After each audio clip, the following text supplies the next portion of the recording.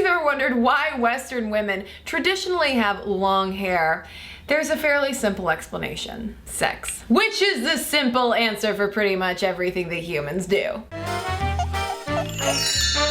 When you look at the history of women's hairstyles, the hair itself remains pretty long throughout the ages. What changes is what we do with it, how we put it up, how we might cover it or not. Which leads to the question then of why there's been so little variation up until the 20th century of women's hair lengths. Like I said at the top of this video, the answer usually traces back to sex. Ask a group of evolutionary psychologists why women tend to grow their hair long, and they would say, simple! It's an outward sign of a woman's fertility, in the same way that we think of beards, mustaches, and chest hair as an outward sign of a man's virility. Perhaps we are more innately inclined toward growing our hair long, but that beauty norm has been reinforced over and over again by a lot of cultural factors as well. If you just look at Christianity, Islam, and Judaism, there are all sorts of directives about women and their hair. In the Bible, for instance, you have the verse in 1 Corinthians about women's long hair being their crowning glory. In Islam, of course, you have the tradition of women wearing hijabs and niqabs to cover their hair in public. Also in Judaism,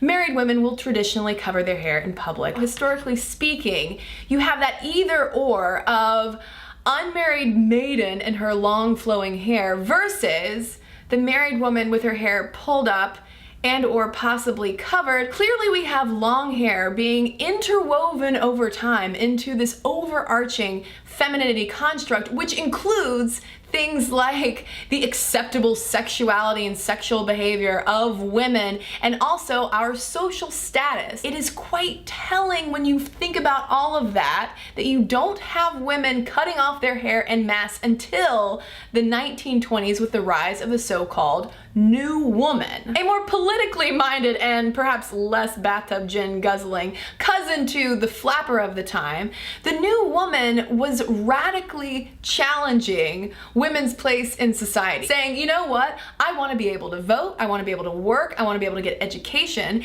and I want to be able to strive toward equality with men. And one way that this was outwardly symbolized, this new way of thinking for women and their place in the world, was by cutting their hair off. Not because, as some people claimed at the time, they were trying to emulate men and defeminize themselves completely, but rather it was a way of physically shedding off that old woman of the Edwardian and Victorian past, as epitomized by the former beauty icon, the Gibson girl. Fun fact, you also see a similar hair trend happening among young women in Japan at the same time. If that was happening then, why now is it still headline news if a female celebrity gets a pixie cut? First of all, you have to remember that the bobbed hair trend of the flapper era was exactly that: a trend. Sociologists today say that even in the 21st century, a woman cutting her hair off is still such a deliberate act. It is seen as flouting that kind of normative female sexuality that we, for centuries,